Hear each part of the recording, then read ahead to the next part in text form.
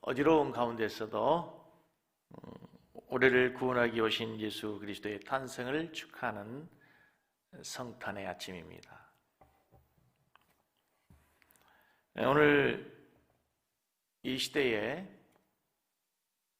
하늘의 보좌, 그 영광스러운 보좌를 버리시고 낮고 천한 인간의 모습으로, 아기의 모습으로 맨살로 말구유에 태어나신 그 아기 예수님께서 태어나신 그 탄생을 축하하는 이 성탄의 아침에 과연 우리에게 성탄은 어떤 의미입니까?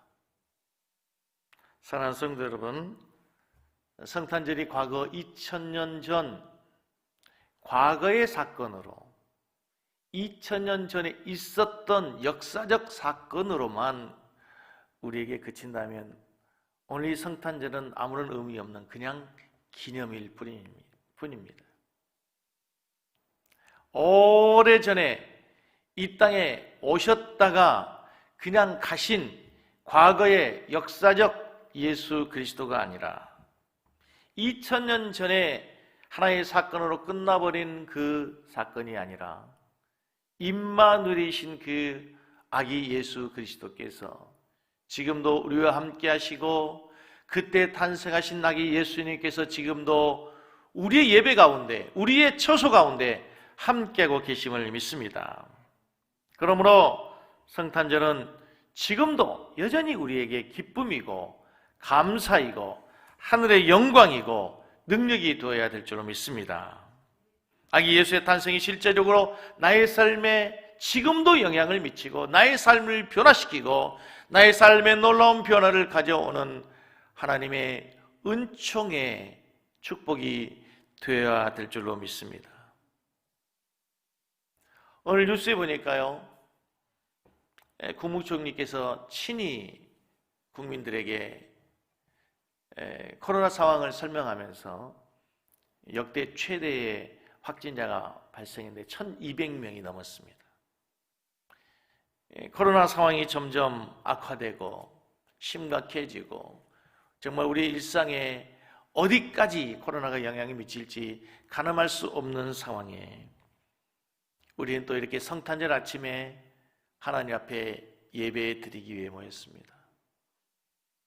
우리가 모인 처소 그곳, 여러분이 계신 그곳에 정말 우리가 얼굴을 뵐 수는 없고 비대면으로 인터넷 온라인 예배를 드리지만 정말 예수님의 탄생의 그 기쁨과 은혜와 평강이 우리 성도들의 심령에, 가정에, 우리 교회 가운데, 우리의 조국 가운데, 특별히 저 북녘에 헐벗고 굶주리는 우리의 동포들 가운데 코로나 상황에서 최일선의 환자들과 함께 사투를 벌이는 의료진들에게 또 정말 열악한 환경 속에서도 복음을 들고 생명의 위협을 느끼는 가운데서도 선교지의 사역을 지키는 우리 선교사님들의 사역 가운데에도 하나님의 은총이 함께하는 귀한 시간이 되기를 간절히 소원합니다. 오늘 본문에는 시므온이라는 사람이 등장합니다. 그 사람의 특징에 대해서 성경에서는 4가지에 대해서 말씀하는데 그는 의로운 사람이었다. 25절에 보면 예루살렘에 시므온이라는 사람이 있으니 이 사람은 의로웠다, 그리고 경건했다, 그리고 이스라엘의 위로를 기다리는 사람이고 성령이 그 위에 있는 사람이라, 이렇게 그를 표현하고 있습니다. 의로웠고 경건하고 이스라엘의 위로를 기다리며 성령이 그 위에 머물러 있는 사람. 그래서 그 사람은 하나님의 약속의 메시아를 만날 수 있다는 그 기다림과 소망 속에서 오랜 시간을 메시아가 탄생하기를 기다리고 계셨습니다. 그런데 오늘 시몬에 관한 말씀 중에 이 성탄절에 우리에게, 우리 성도들에게, 저에게 주시는 위로의 단어 하나가 있습니다. 바로 이스라엘의 위로를 기다리는 자였다. 이스라엘의 위로를 기다리는 시므온. 예수님이 태어날 즈음에 이스라엘은 어느 때보다도 여러 모든 환경이 하나님의 위로가 필요한 때였습니다.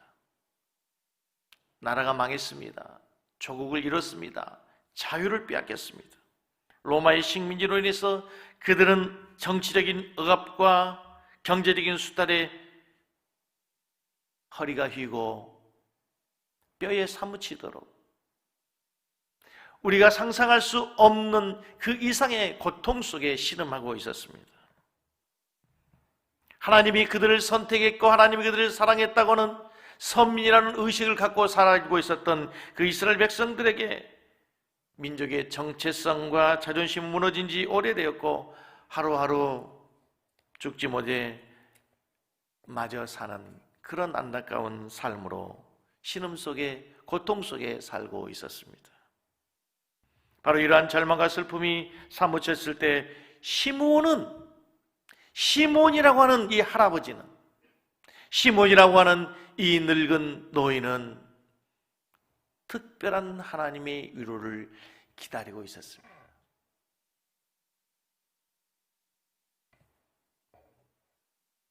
26절 말씀에 보면 그는 주의 그리스도를 보기 전에는 죽지 아니하는 성령의 지시를 받았고 그리스도가 나기까지, 메시아가 나기까지, 구주가 나시기까지 너는 죽지 않고 언젠가는 메시아를 볼 수 있을 거라는 그 하나님의 약속의 말씀을 붙들고 그는 이스라엘을 위로하시는 하나님의 위로를 기다리고 있었다는 것입니다.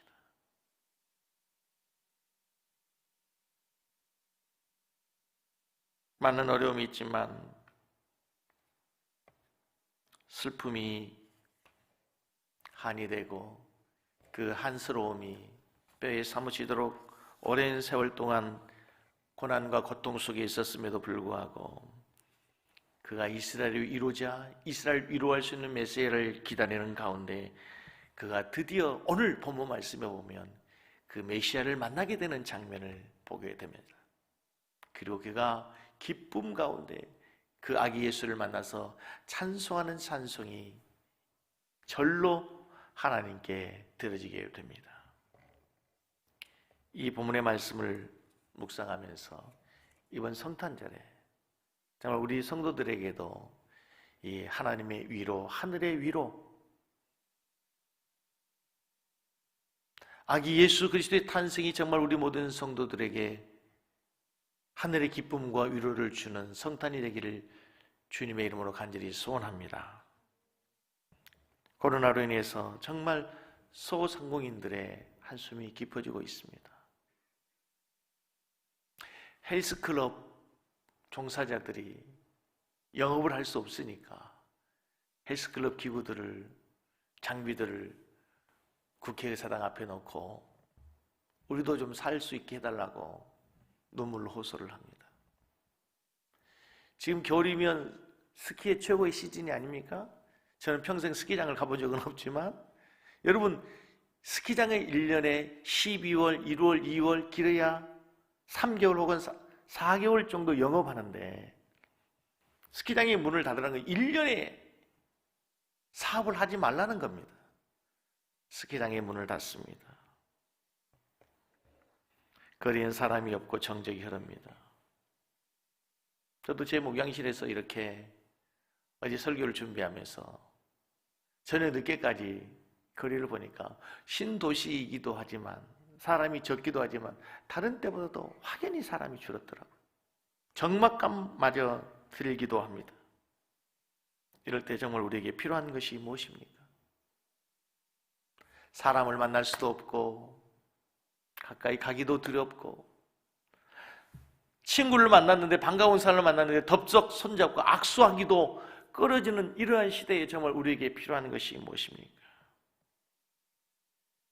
바로 시몬이 기다린 하늘의 위로, 아기 예수 그리스도께서 하늘의 그 영광스러운 모든 보좌를 버리시고 이 땅에 오셔서 정말 우리에게 주시기를 원하는 그 아기 예수 그리스도의 위로와 평강이 우리에게 넘쳐나는 시간이 되기를 주의 이름으로 간절히 축복합니다. 많은 사람들이 어려운 가운데 있습니다. 사업장들이 문을 닫고 어제 뉴스에 보니까 여행업을 하든 여행사를 하든 운영하든 사장님이 기미가 보이지 않으니까, 언제 영업을 할 수 있을지 모르니까 그 사업장 앞에 포장마차를 차려서 포장마차에서 장사를 하고, 여행사 대표였던 사장님은 음식점 배달을 하는 오토바이를 타고 음식점 배달하는 모습을 보게 됩니다. 성격이 막막한 영세업자들에게 길이 보이지 않는 이런 시대에 성탄절은 과연 어떠한 의미일까? 이때 과연 악이 인간의 연약한 모습으로 이 땅에 오신 예수님은 과연 우리에게 어떤 분이실까? 시몬이 죽기 전에 그렇게 기다리고 기다린 위로는 세상의 위로가 아니었습니다.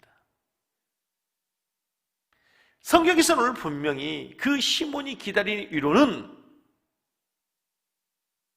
이스라엘의 구원을 주시는 그 하나님의 위로를 기다리고 있었다, 이렇게 말씀하고 있습니다. 이스라엘의 위로를 기다리는 자라 그랬습니다. 이스라엘 위로가 도대체 무엇입니까?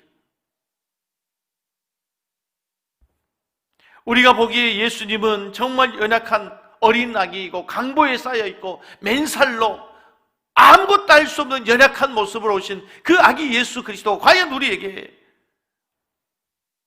어떤 분이시고 무엇을 해줄 수 있느냐는 것입니다.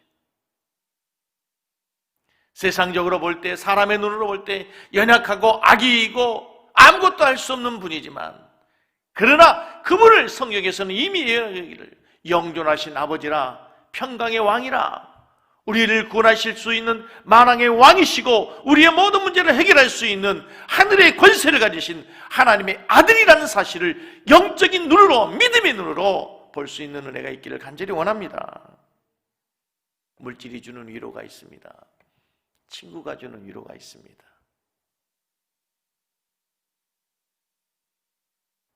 가족이 줄 수 있는 위로가 있습니다. 하지만 눈에 보이지 않지만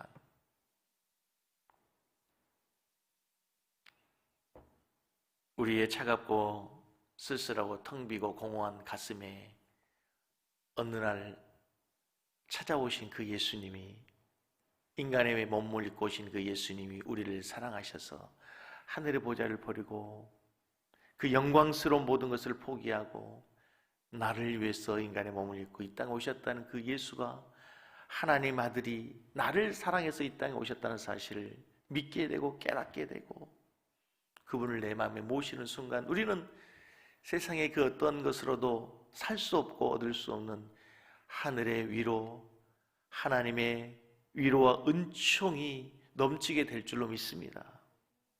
오늘 우리의 믿음의 눈을 열어 그 아기 예수 그리스도가 누구인가를 다시 한번 볼 수 있는 은혜가 있기를 주님의 이름으로 간절히 축복합니다. 그분이 영존하신 아버지입니다. 평강의 왕이십니다. 하나님의 아들이십니다. 베드로가 훗날 고백하게 되는 주는 그리스도시요 살아계신 하나님의 아들이시라는 사실을 믿음으로 고백하는 성탄의 아침이 될 수 있기를 주님의 이름으로 간절히 축복합니다. 그분이 나를 사랑하셔서 영광스러운 보좌를 버리고 가난한 인간의 연약한 모습으로 오셔서 의지할 것 없는 말구에 태어나신 그 모든 것이 나를 사랑하기 때문에 나를 위해서 하나님이 계획하신 영원한 하나님의 작품이라는 사실을 깨닫게 되는 순간, 우리는 세상의 그 어떠한 어려움 속에서도 고난 속에서도 시몬이 하나님을 찬양했던 그 찬양의 고백이 우리의 믿음의 고백이 되고 찬송이 되게 될 줄로 믿습니다. 그 놀라운 은혜를 깨달으면 우리의 삶이 어떻게 달라집니까? 고린도후서 6장 10절 말씀처럼 됩니다. 사도 바울이 고백했던 것처럼 우리 다 같이 한번 믿음으로 고백하는 시간이 되기를 원합니다. 근심하는 자 같으나 항상 기뻐하고, 가난한 자 같으나 많은 사람을 부유하게 하고, 아무것도 없는 자 같으나 모든 것을 가진 자로다. 여러분, 이 말씀을 보면서 어떤 생각이 듭니까? 지금 우리에게 정말 이 믿음의 고백, 이 신앙의 고백이 우리의 고백이 되어야 될 줄로 믿습니다. 코로나 상황으로 우리가 아무것도 없습니다. 근심하는 가운데 있습니다. 그러나 예수 그리스도께서 주시는 위로가 어떤 위로냐? 근심하는 자 같으나 항상 기뻐하고 가난한 자 같으나 많은 사람을 어떻게 오히려 부유하게 하고, 가난한 것 같은데 오히려 모든 사람을 부유하게 하고, 아무것도 없는 자 같으나 모든 것을 가진 자가 바로 아기 예수 그리스도를 우리 마음에 모신 그리스도인이라는 사실을 믿으시기 바랍니다. 할렐루야! 이렇게 되기를 원합니다. 이렇게 살 수 있기를 원합니다.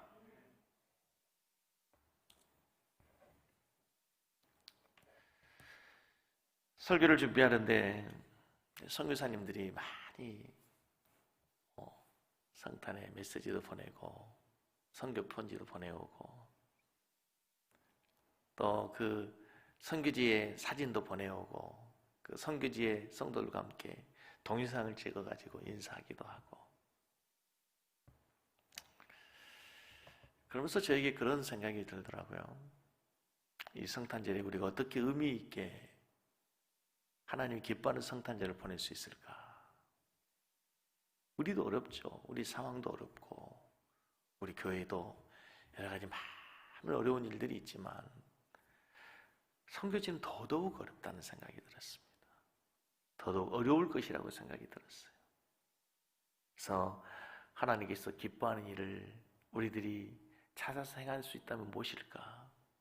우리들이 기도해야 되겠지만 기도만으로 되는 게 아니고, 오늘 우리의 성탄의 헌금이 나오면 그것에서 조금씩이라도 선교지에, 선교사님들에게, 선교지에 있는 그 많은 어려운 성도들에게 우리가 조금이라도 위로가 됐으면 좋겠다.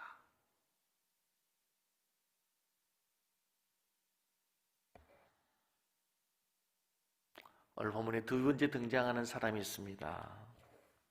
안나라고 하는 여자 선지자입니다. 시므온이 할아버지라면 이 안나 선지자는 할머니입니다. 안나에 대해서 많은 정보를 얻을 수 없지만 성경에서는 안나 선지자를 이렇게 소개합니다. 아셀 지파 비누엘의 딸이다. 아셀 지파 비누엘의 딸 안나라는 선지자가 있어. 딸이니까 여자 선지자였습니다. 성경을 통틀어 볼 때 여자 선지자는 그렇게 많이 등장하지 않습니다. 많지 않습니다.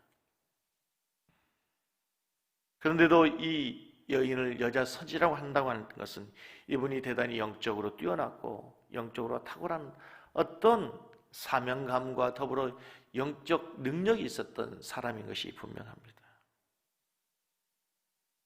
그러면서 성경에서 이 안나 여 선지자를 표현하면서 그는 과부였고 나이가 84세가 된 할머니였다라고 표현하고 있습니다.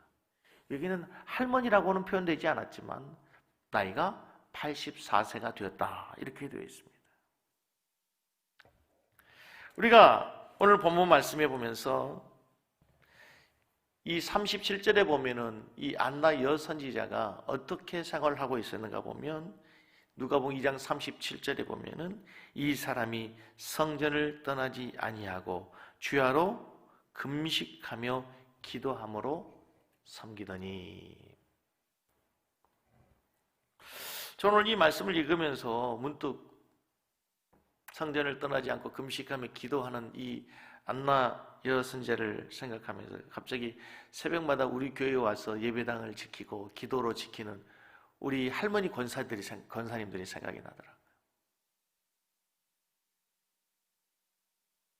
코로나가 오든 비가 오든 눈이 오든 뭐가 오든 늘 우리 교회 예배당을 지키는, 심지어는 담임 목사가 안 나와도 예배당 새벽 예배를 지키는 우리 권사님들이 이 시대의 안나 선지자예요. 안나 선지자. 안나 선지자예요.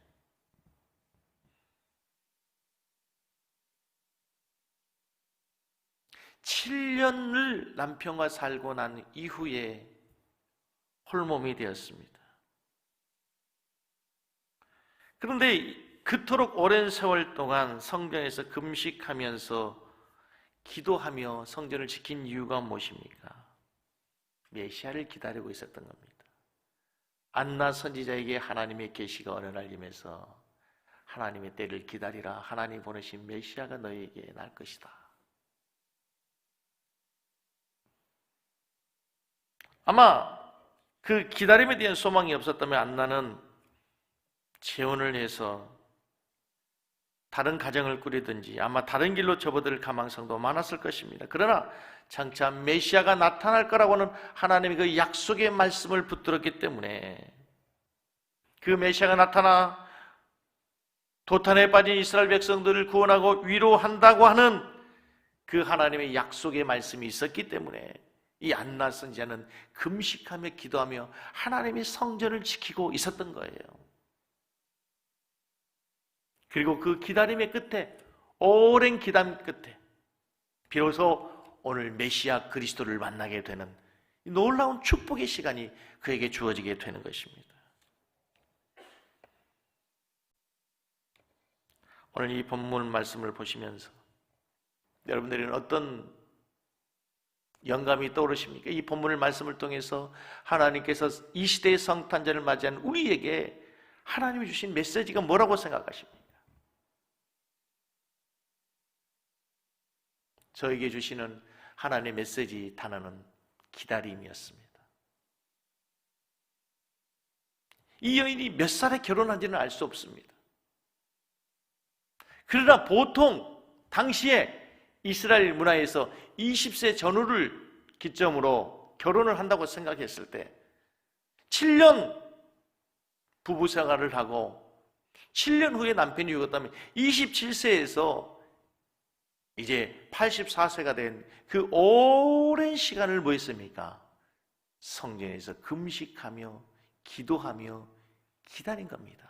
메시아가 오시기를, 구원자가 오시기를. 메시아가 온다, 구원자가 온다는 뜻은 무슨 말입니까? 하나님의 새로운 역사가 시작되고 그의 모든 삶의 고통의 문제가 해결된다고 하는 의미입니다. 지금 우리에게 언제까지 코로나 사태가 지속될지 아무도 예측할 수 없습니다.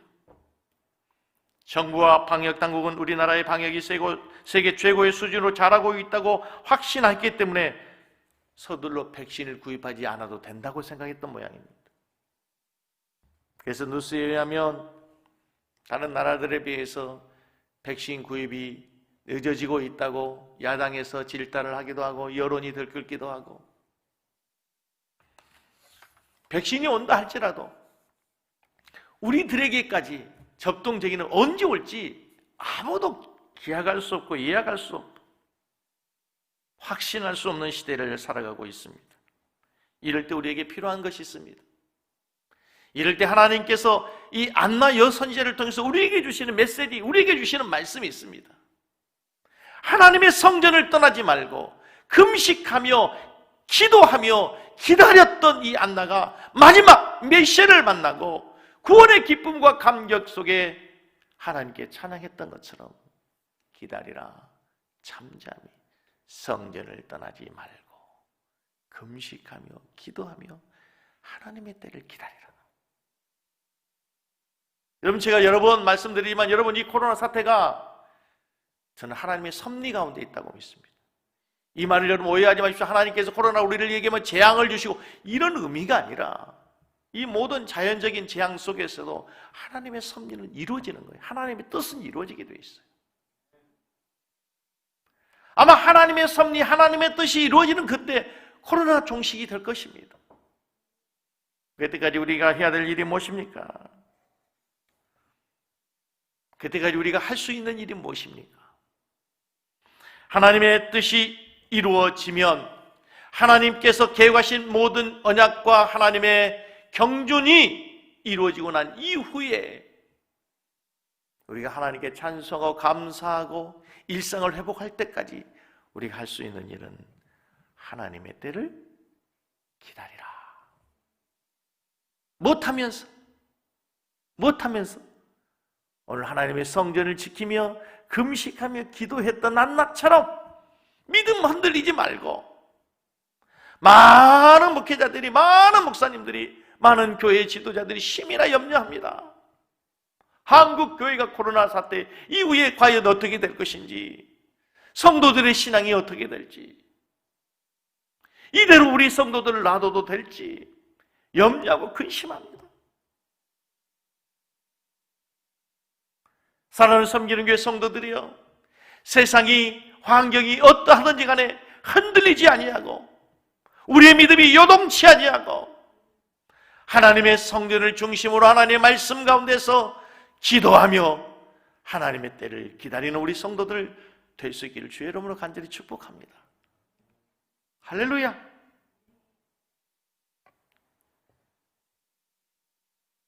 시몬도 그랬습니다. 안나도 그랬습니다.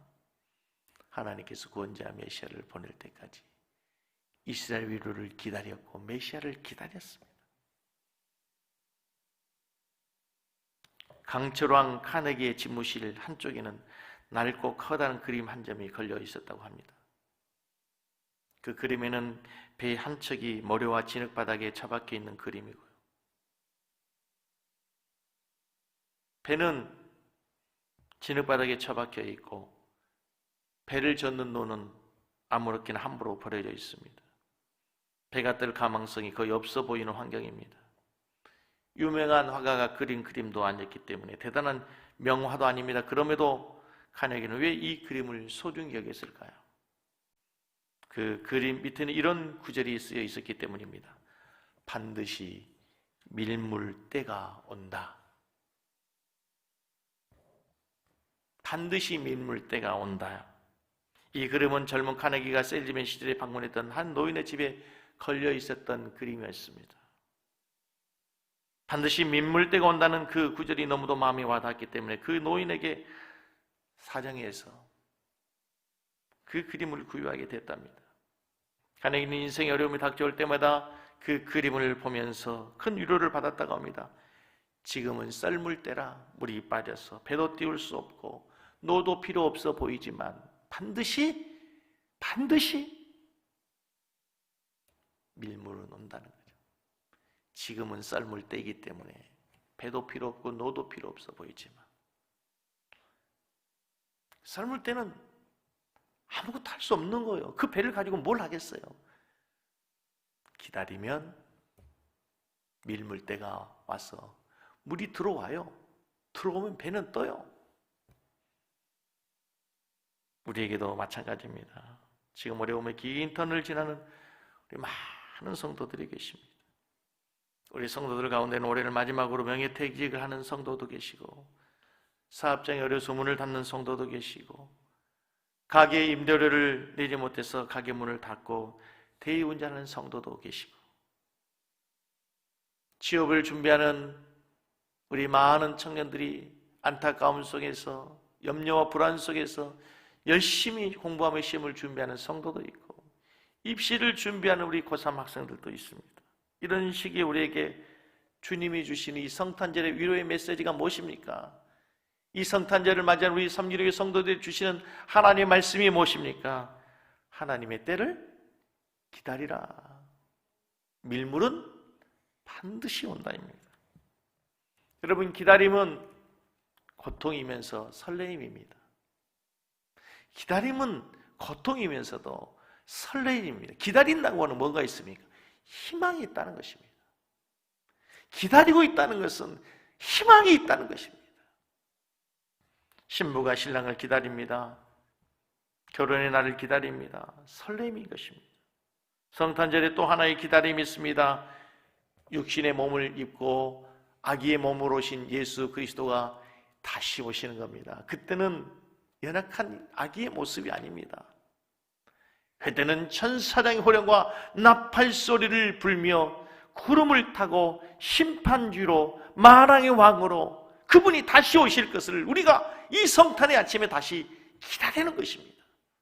고난 가운데, 역경 가운데, 환난 가운데, 힘든 가운데 우리가 있지만 그 주님이 다시 오실 날을 기다리고 우리가 주님 앞에 다시 서는 날을 기다리는 이 성탄의 아침 되시기를 주님의 이름으로 간절히 축복합니다. 그 기다림으로, 설레임으로 성탄절을 맞이한 우리 성도들에게 메리 크리스마스 되기를 주의 이름으로 간절히 다시 한번 축복합니다. 아멘. 우리 한번 찬양하겠습니다. 찬양하면서 준비하신 예물을 하나님께